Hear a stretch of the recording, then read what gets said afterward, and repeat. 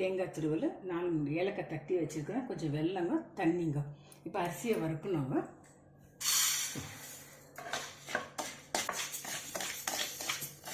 ஸ்பூனில் வச்சு நல்லா பொண்ணூரெலாம் வறுத்துக்கணுங்க. அரிசி போட்டு வறுத்துட்டு பவுடர் பண்ணிக்கலாம் கோர்ஸாக.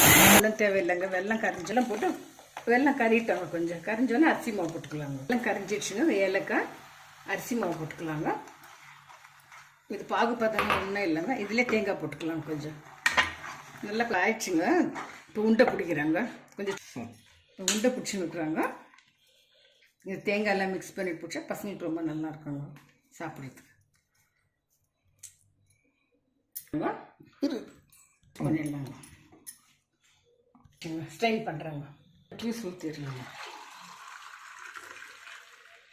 ஈவினிங் ஸ்நாக்ஸ் ரெடி ஆகிடுச்சுன்னா பசங்களுக்கு வந்தாலும் ஸ்கூலில் விட்டு வந்தாலும் கொடுக்கறதுக்கு நல்லாயிருக்கும். இல்லை ஸ்வீட்டில் ஜூஸு பொரியல்